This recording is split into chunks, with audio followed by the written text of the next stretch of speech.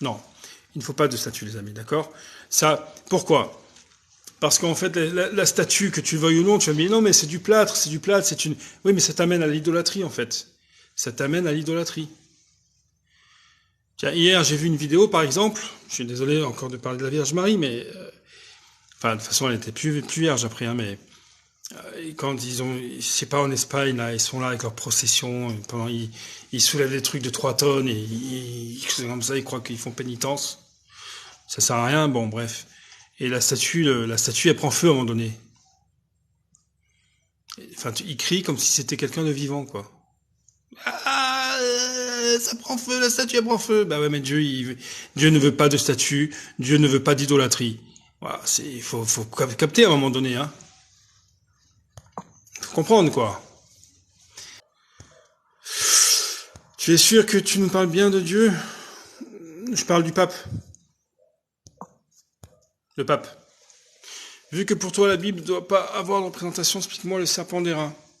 Non mais attends, il y a une différence, si tu veux, entre quand Dieu ordonne quelque chose à un peuple, par exemple à Israël, ils étaient mordus par les serpents.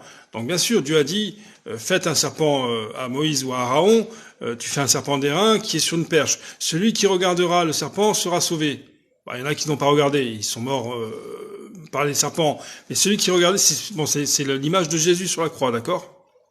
C'est l'image du sacrifice de Jésus, bon, qui sauve.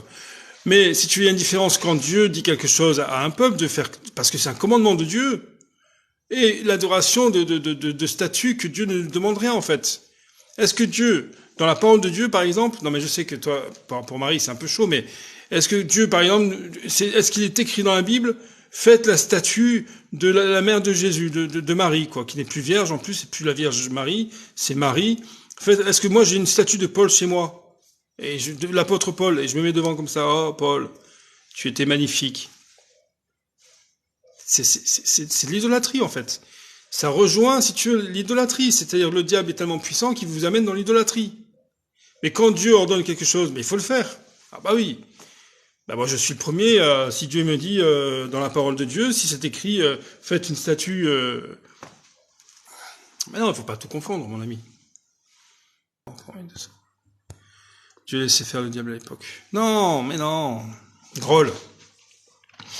Si tu veux, c'est pas que Dieu laissait faire le diable à l'époque, c'est que à l'époque, si tu veux, le peuple de Dieu, les Hébreux, ils se détournaient de Dieu tout le temps. Même Salomon, à la fin de sa vie, s'est tourné vers les Astartés, les trucs, à cause des femmes. Ça, c'est vrai que les femmes, des fois, c'est... Non, mais, tu vois, donc si tu veux, il reprenait le peuple, il reprenait son peuple, tu comprends? C'est comme si moi, par exemple, en tant que chrétien, si je deviens idolâtre d'une sexualité dépravée ou idolâtre de l'argent ou quoi, le Seigneur, il va me reprendre. Mais c'est pas Dieu qui laisse faire. Le diable, si tu es, il est là pour tenter. Tu comprends? Est-ce que tu comprends, gros, la différence? C'est que Dieu reprend toujours son peuple parce que c'est un Dieu jaloux. Mais le diable, lui, si tu veux, il essaie de faire. Mais le diable, c'est le tentateur, si tu veux. À toi, si tu vas, à nous, si tu veux, de ne pas tomber dans les tentations du diable.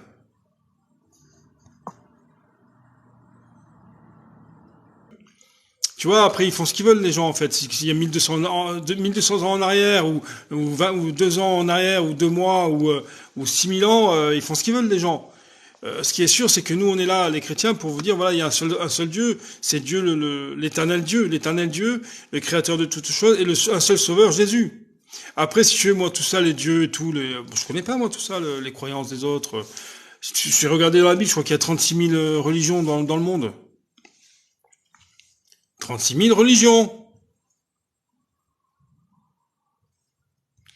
Personne peut dire, j'ai la vie éternelle. Ok, bah, écoutez alors. Bah, écoutez.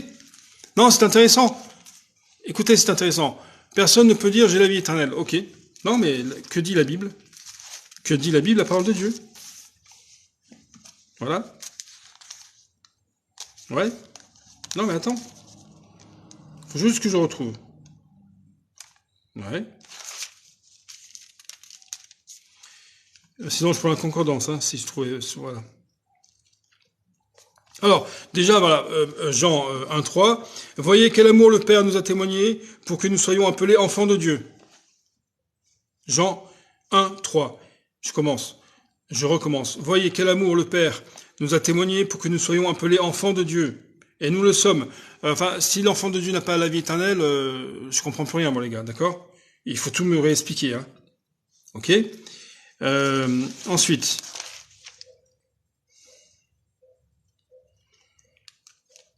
Voilà. Nous savons aussi que le Fils de Dieu est venu, écoutez bien, c'est la parole de Dieu là, hein, c'est pas moi qui, d'accord?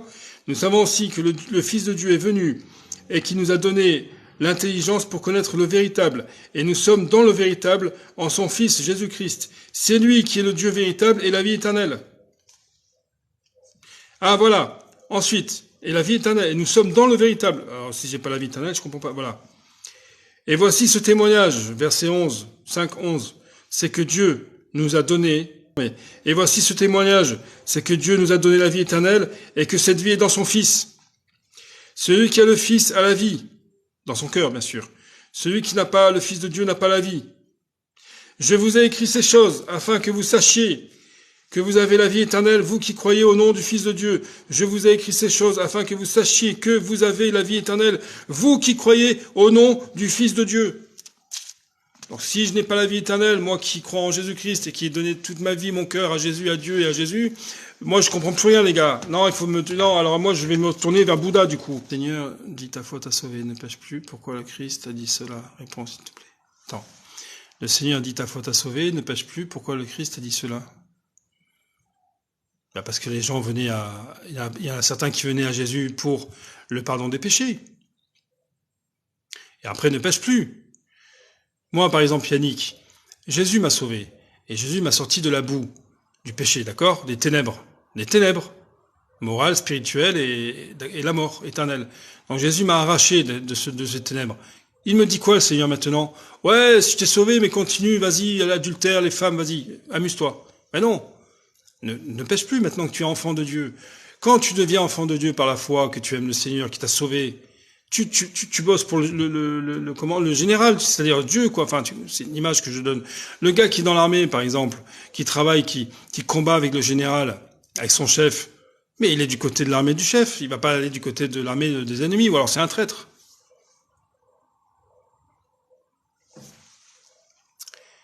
Tu m'as l'air perdu dans ta Bible. Ouais, je suis un peu perdu dans ma Bible, mais je ne suis pas perdu, je suis sauvé.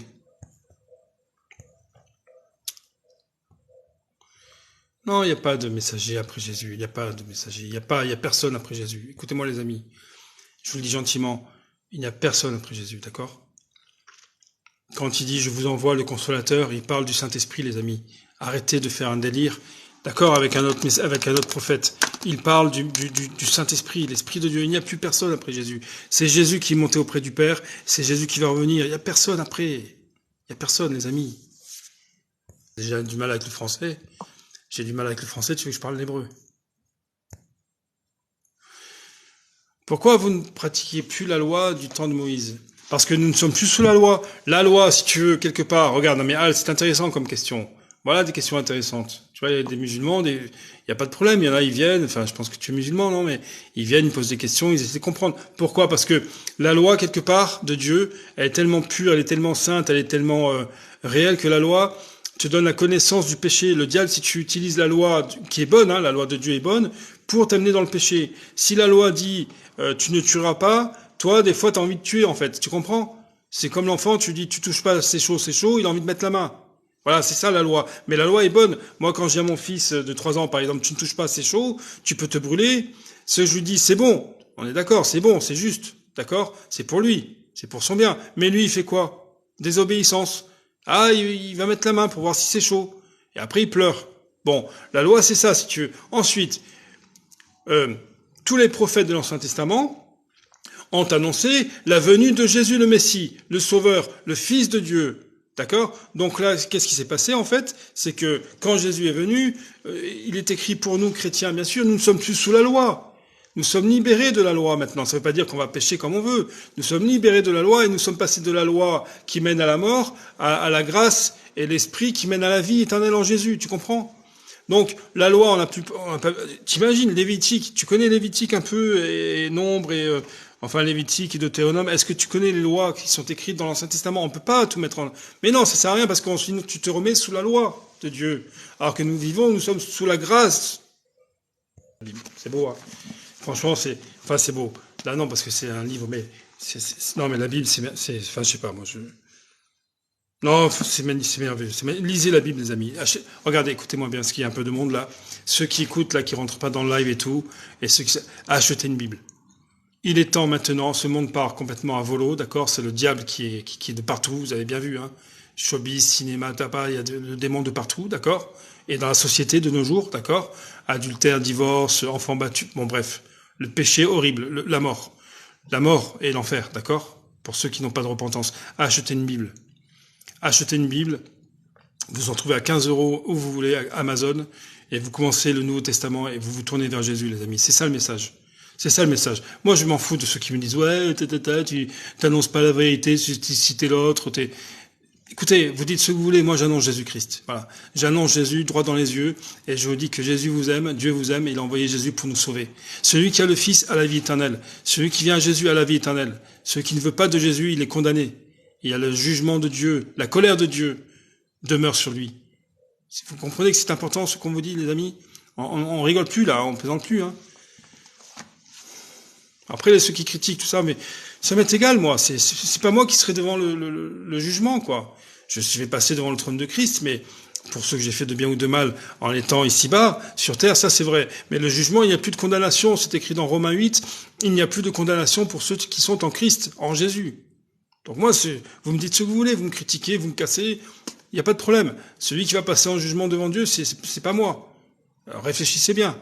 Plutôt que de critiquer, posez-vous la question. Est-ce que je dois faire comme Olivier dit, là, ce gars qui m'énerve? Est-ce que je dois vraiment acheter une Bible et lire et me tourner vers Jésus? Bah oui.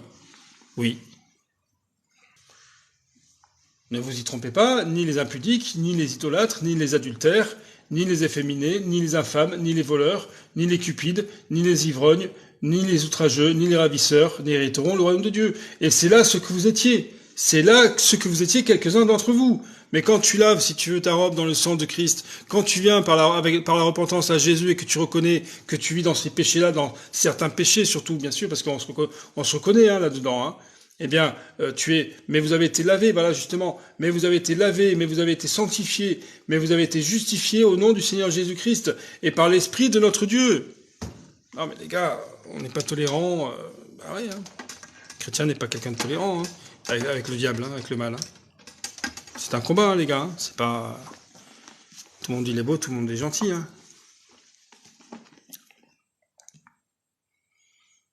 Tu lis la Bible à ta sauce.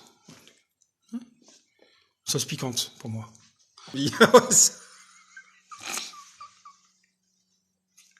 Et lundi, c'est ravioli. C'est ça. Ah, punaise. Ouais, Joël, t'as vu?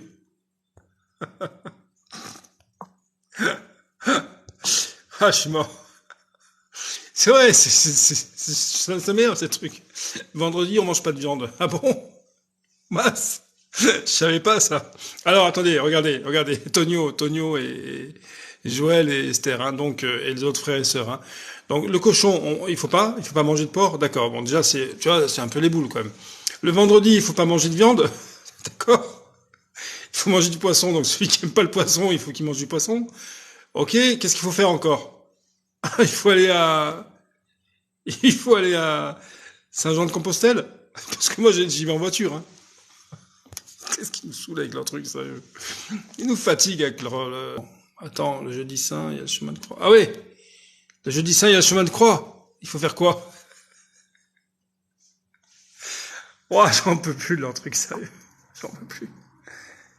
Non, parce que regarde, le missionnaire, je te réponds, regarde, le missionnaire, c'est intéressant. Tu dis Jésus-Christ est venu seulement pour les enfants, les brebis d'Israël, les brebis perdues d'Israël, d'accord? Jésus dit lui-même à un moment donné, j'ai d'autres brebis qui ne sont pas de cette bergerie. Il faut que j'aille les chercher et elles me suivront. Il y aura un seul troupeau, un seul berger. Est-ce que tu veux le verset? Oui, mais il faut tout lire. Il faut tout lire. Je n'ai été envoyé qu'aux brebis perdues, d'accord. Au début, oui, c'était pour Israël. Ensuite, il dit, j'ai d'autres brebis qui ne sont pas de cette bergerie. C'est-à-dire que le salut en Jésus-Christ est accessible pour les non-juifs aussi. Pour les non-Israël, non-juifs. Ah non, mais sinon, non, alors, qui est sauvé alors du coup? Qui est sauvé? Personne. Non, Marco, je ne rejette pas les... D'accord, tu rejettes un enfant de Dieu. Non, déjà, tu n'es pas enfant de Dieu. C'est-à-dire que si tu... Non mais, je suis désolé de te le dire, si tu continues à vivre comme ça, tu ne peux pas être enfant de Dieu et continuer à vivre comme ça. Donc je rejette, si tu veux, je rejette pas. Tu es une créature de Dieu, tu es d'accord, hein, ok. Ce qu'il faut que tu fasses maintenant, c'est que tu ne peux pas venir à Jésus, si tu veux, et continuer dans ce mode de vie. Marco, je te dis ce que dit la Bible. Tu vois, ce qui est énervant un peu, Marco, c'est que vous jugez rapidement sans chercher vous-même dans la Bible. Que dit la parole de Dieu? Tu me dis, tu rejettes un enfant de Dieu. Mais pas du tout. Je te parle, enfin nous te parlons, les chrétiens, que dit la parole de Dieu? Que dit la Bible, mon ami? Que dit Jésus, en fait? Ouais, tu rejettes, vous jugez.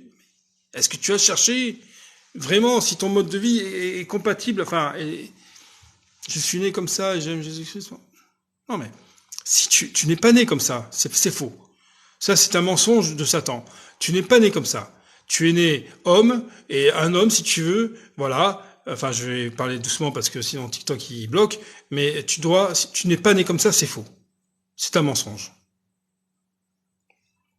Non, tu n'es pas né comme ça. C'est faux. Dans ton éducation, quand tu es grandi, tout ça, il y a eu quelque chose qui s'est déclenché, mais ça, le Seigneur, il peut t'en délivrer. La puissance de Dieu, c'est là. C'est que le Seigneur, si tu le demandes, il t'en délivre. Marco, je te parle vraiment avec amour, gentiment. Hein. Je ne te rejette pas. Marco, il faut que tu demandes à Dieu, il faut que tu te places devant Dieu. Et il te dit, mon Dieu, c'est écrit dans ta parole que les efféminés, enfin les G, A, Y et tout ne rentreront pas dans le royaume de Dieu. Marco, je te parle de la Bible, moi. Je te parle de la parole de Dieu. Je te dis pas ce que je pense moi. Donc tu dois prier pour ça. Ouais, c'est ça. Plein de chrétiens ont reçu la délivrance. Et ils ne le sont plus aujourd'hui, c'est ça.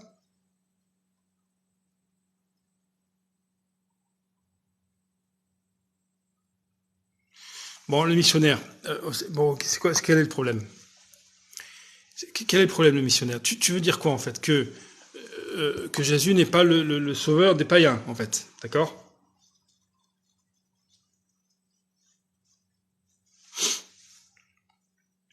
Est-ce que Dieu connaît le passé, le présent et le futur? Si oui, pourquoi il laisse ses enfants être... Attends.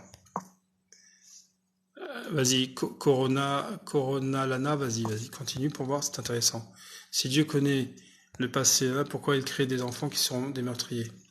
Non, si tu veux, euh, tu as, tu as par exemple un homme, un homme a la possibilité, si tu veux, par exemple, il s'embrouille avec son voisin, imagine, mais une haine pas possible, au point de vouloir le tuer.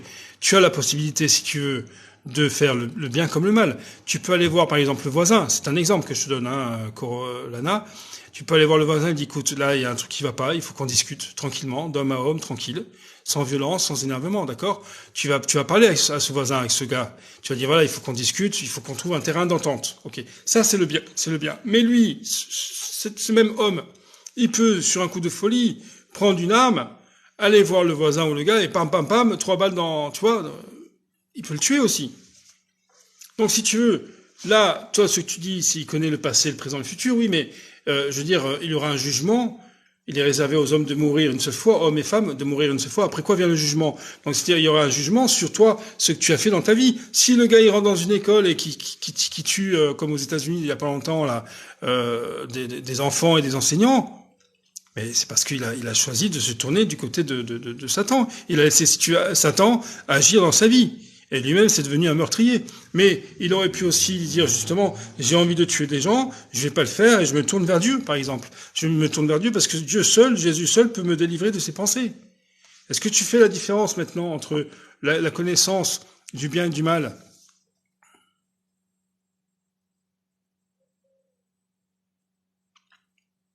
Le bon Dieu qui t'a créé, il connaît le présent, le passé, le futur. Non mais, regarde, toi, par exemple, toi, quel est ton prénom? Lana? Ah, c'est intéressant. C'est intéressant. Tu t'appelles comment? Lana? S'il te plaît, pour savoir.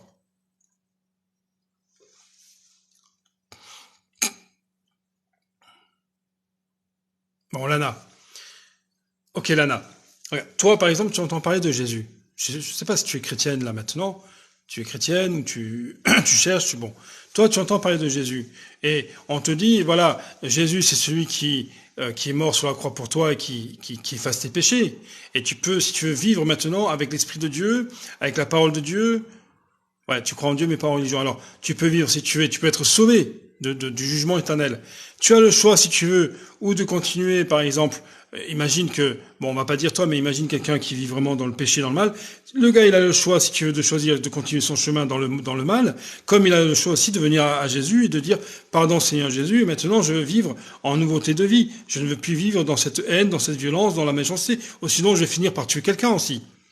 Il peut dire, le gars qui est violent, par exemple, il peut dire, je vais finir par tuer quelqu'un si je continue dans cette voie. Donc j'ai besoin de Jésus qui va me délivrer.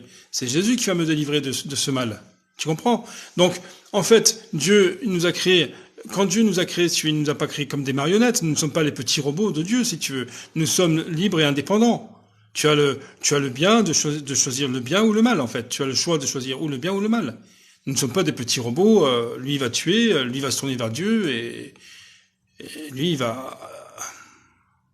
Merci Lana, c'est-à-dire que là, je te donne un exemple qui va, regarde, quand Jésus est mort sur la croix, je ne sais pas si tu connais l'histoire, attends, je te regarde dans les yeux, mais quand Jésus est mort sur la croix, il y avait 2 brigands, un à sa droite et un à sa gauche, forcément, d'accord? 2 brigands et Jésus au milieu, on va dire, d'accord.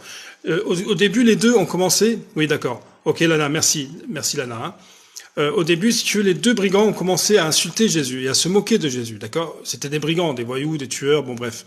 Ils se moquaient tous les deux de Jésus. Ensuite, par la suite, dans les souffrances de la croix, parce que la croix c'était horrible, hein, dans les souffrances de la croix, il y en a un, si tu veux, qui a eu la repentance, qui s'est dit, nous, on n'a rien fait de mal, arrête, il a dit à l'autre brigand, arrête de te moquer, parce que nous, finalement, on sait pourquoi on est là, mais lui, il n'a rien fait de mal, il a cru en Jésus, il a dit, Seigneur, quand tu seras dans ton paradis, dans ton royaume, prépare-moi une... Et le Seigneur lui a dit, aujourd'hui, tu seras avec moi dans le paradis. L'autre brigand n'a pas cru. Mais si tu es Dieu, c'est pour te donner Dieu, si tu veux. Il savait très bien qui allait croire, qui n'allait pas croire. Mais le brigand, si tu veux, sur la croix, qui s'est repenti, qui a cru, il avait le choix entre continuer d'insulter Jésus ou finalement avoir cette repentance et se tourner vers lui. Ça représente les 2 humanités, si tu veux. Il y a ceux qui continuent à se moquer de Jésus, qui veulent pas entendre parler, qui s'en foutent, et il y a ceux aussi qui viennent à Jésus avec un cœur repentant, qui disent, ok, je comprends, comme a dit Olivier, il y a le péché qui est en moi et j'ai besoin du Sauveur. Mais Dieu, si tu veux, Dieu, lui, il n'a pas créé des robots sur les 2 croix. Il a créé des hommes qui étaient des brigands. Ils avaient le choix entre la repentance et la foi, ou continuer. Mais Dieu, il savait qui est-ce qui allait croire des 2. Un qui s'appelle Marc et un Thierry, il a dit, celui qui va croire, c'est Marc. Lui, Dieu, il le sait, puisqu'il sait toutes choses. Mais les 2, si tu avais le libre choix, quelque part, il restait libre sur la croix tant qu'il n'était pas mort. Tu vois, Lana? Mais ton raisonnement, quelque part, vient de dire, en fait, Dieu sait qui va croire. Tu vois, Dieu sait que un des 2 brigands va être sauvé et l'autre non. Mais nous, on ne le sait pas. Moi, quand je parle aux gens de Jésus, Jésus à ceux qui écoutent là, moi, je ne sais pas qui est-ce qui va se tourner vraiment vers Jésus après.